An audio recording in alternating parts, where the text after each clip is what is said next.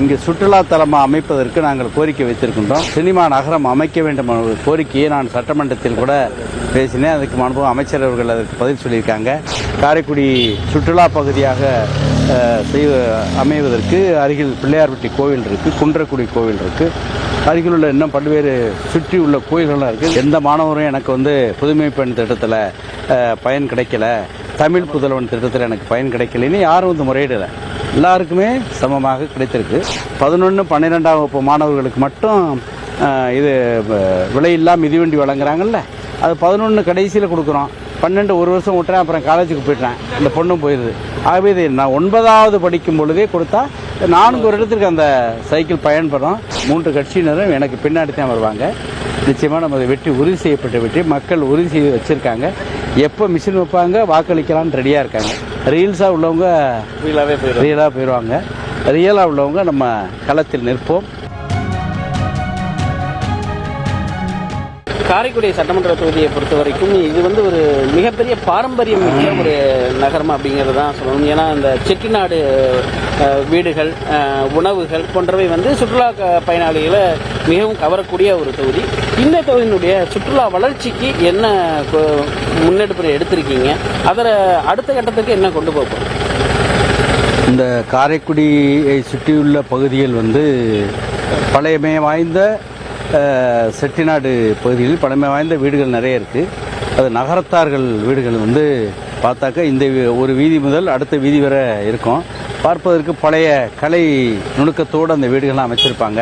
நீங்கள் ஒரு நிலையை எடுத்துக்கினா கூட அந்த நிலையை பார்த்துக்கிட்டே இருக்கலாம், ஒவ்வொரு ஜன்னல்களையும் பார்த்துக்கிட்டே இருக்கலாம். உள்ள அந்த வீட்டினுடைய வெளி தோற்றமெல்லாம் அதனுடைய அமைப்புகள்லாம் பயங்கரமாக அந்த கலைநயத்துடன் பண்ணியிருப்பாங்க. இப்போதைக்கெல்லாம் அது மாதிரி பண்ண முடியுமான்னு தெரியல. அந்த அளவிற்கு கலைநயத்துடன் வீடுகள் இங்கே இருப்பதால் தான் குறைந்த செலவு, படம் பிடிக்கிறதுக்கு குறைந்த செலவு இந்த ஊருக்கு வந்தால் செலவு கம்மியாகுங்கிறனால தான் நிறைய இங்கே படப்பிடிப்புகள் நடைபெறுகின்றது, சீரியல்லாம் எடுக்கிறாங்க. இங்கே சுற்றுலா தலமாக அமைப்பதற்கு நாங்கள் கோரிக்கை வைத்திருக்கின்றோம். இப்போ கூட சினிமா நகரம் அமைக்க வேண்டும் என்ற கோரிக்கையை நான் சட்டமன்றத்தில் கூட பேசினேன். அதுக்கு முன்பு அமைச்சர் அவர்கள் அதற்கு பதில் சொல்லியிருக்காங்க. சினிமா நகரம் இங்கே அமைத்தால் நிறைய பேருக்கு வேலை வாய்ப்பு கிடைக்கும். இந்த பகுதியினுடைய மக்களுக்கு மறைமுகமாக சில வேலை வாய்ப்புகள்லாம் கிடைக்கும். அதனால் சினிமா நகரம் அமைத்தால், ஏற்கனவே இங்கே சினிமா நகரம் இருந்திருக்கு. தேவகோட்டை ரஸ்தா பகுதியில் ஏற்கனவே சினிமா நகரம் இருந்திருக்கு. ஆகவே இங்கே சினிமா நகரம் அமைத்தால் நன்றாக இருக்கும். சினிமா நகரம் அமைத்தால் இன்னும் சுற்றுலாக்கள் வருவதற்கு வாய்ப்பாக இருக்குது. காரைக்குடி சுற்றுலா பகுதியாக அமைவதற்கு அருகில் பிள்ளையார்பட்டி கோவில் இருக்குது, குன்றக்குடி கோவில் இருக்குது, அருகில் உள்ள இன்னும் பல்வேறு சுற்றி உள்ள கோயில்கள்லாம் இருக்குது. இங்கிட்ட 1 மணி நேரம் 1.5 மணி நேரத்தில் ராமேஸ்வரம் போயிடலாம். சுற்றுலாத்தலமாக அமைந்தால் சிறப்பாக இருக்கும். அதை நான் மக்கள் நிச்சயம் எனக்கு அந்த வாய்ப்பை தருவார்கள். சட்டமன்றத்தில் அதை நான் மீண்டும் குரல் கொடுப்பேன். முதலமைச்சர் அவர்கள் தமிழ்நாட்டின் பெண்களுக்காகவும் மாணவர்களுக்காகவும் ஏராளமான திட்டங்களை கொடுத்திருந்தார். குறிப்பாக மகளிர் உரிமை தொகையாகட்டும், தவப்புதல்வன் திட்டமாகட்டும், மாணவர்களுக்கான 1000 ரூபாய் பணம் இதெல்லாம் கொடுத்தாங்க. உங்கள் தொகுதிக்கு அந்த திட்டங்கள் வருவதற்கு எந்த அளவுக்கு முயற்சி எடுத்திருக்கோம், எத்தனை பெண்கள் அதில் பயன்படுது? இங்கே அதனுடைய சரியான அளவு தெரியல. மாவட்டத்தில் அதிக அளவில் பயனடைஞ்சிருக்காங்க மாணவர்கள், யாருமே விடுபடவில்லை. எந்த மாணவரும் எனக்கு புதுமை பெண் திட்டத்தில் பயன் கிடைக்கல, தமிழ் புதல்வன் திட்டத்தில் எனக்கு பயன் கிடைக்கலன்னு யாரும் முறையிடலை. எல்லாருக்குமே சமமாக கிடைத்திருக்கு. என்ன ஒரு இதுனா, மாண்பு முதலமைச்சர் அவரிடம் நான் சட்டமன்றத்திற்கு வந்தவுடன் ஒரு கோரிக்கை வைக்கலாம்னு நினச்சிட்ருக்கேன். தமிழ் புதல்வன் புதுமை பெண் திட்டம் அரசு உதவி பெறும் பள்ளியில் தமிழ் வழி கல்வி படிக்கிறவங்களுக்கு மட்டும்தான் கொடுப்பேன்னு இருக்காங்க. அதை கருணையுள்ளத்தோடு மாண்புமிகு முதலமைச்சர் அவர்கள் எல்லாம் ஒரே கல்லூரி ஒரே ஸ்கூலில் தானே படிக்கிறாங்க, அவங்க தமிழ் இங்கிலீஷ். ஆகவே ஆமாம், எல்லா மாணவர்களுக்கும் ஆங்கில வழி கல்வி படிக்கிறவங்க அரசு உதவி பெறும் பள்ளியில் ஆங்கில வழி கல்வி படிக்கிறவங்களுக்குமே கொடுக்கலாம்.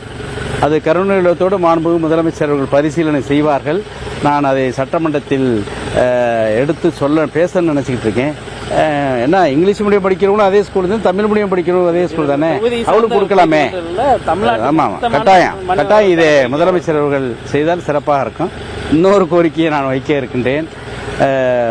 11, 12ஆம் வகுப்பு மாணவர்களுக்கு மட்டும் இது விலையில்லா மிதிவண்டி வழங்குறாங்கல்ல, அது 11 கடைசியில் கொடுக்குறோம்.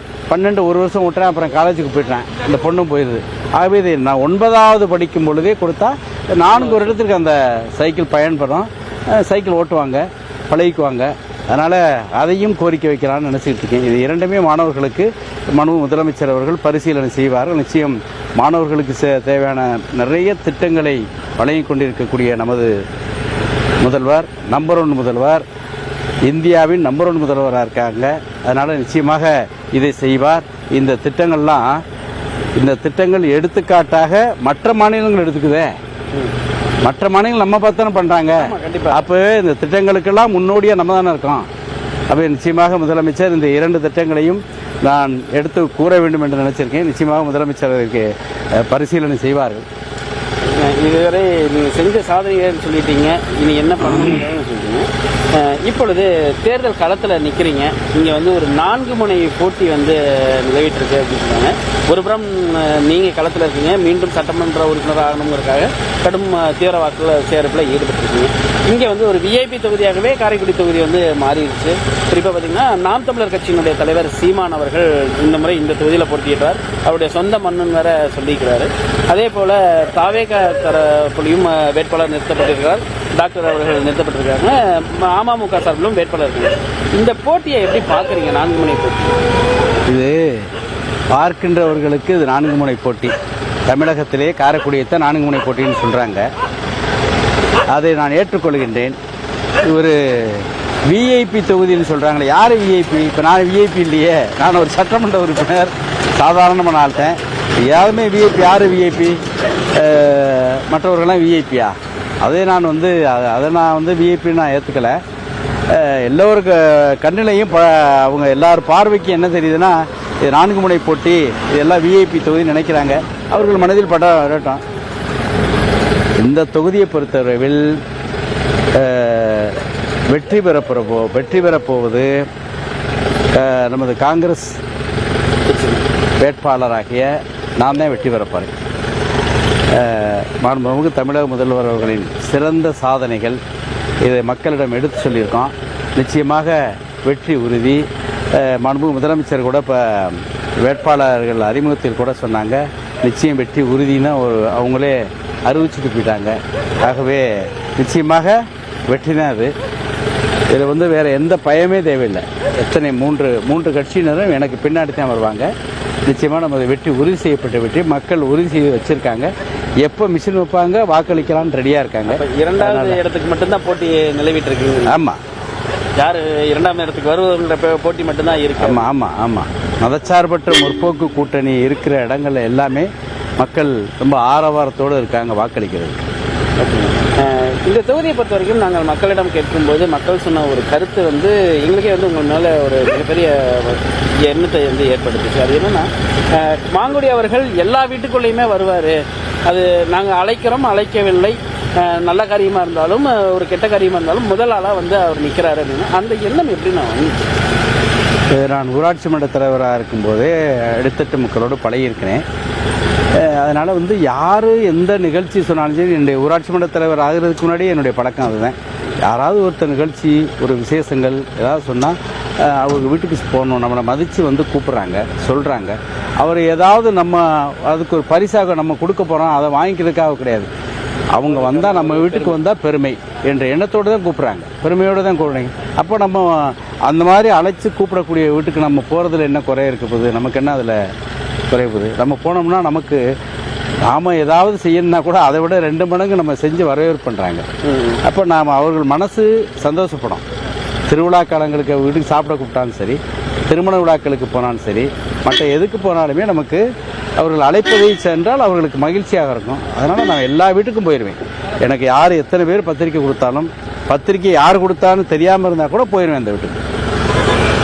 அது மிகப்பெரிய ஒரு நல்ல விஷயம். ஏன்னா நான் அது ரொம்ப கடமை உணர்வோடு அதை செய்வேன். கரெக்டாக அவர்களை மகிழ்விக்கணும்.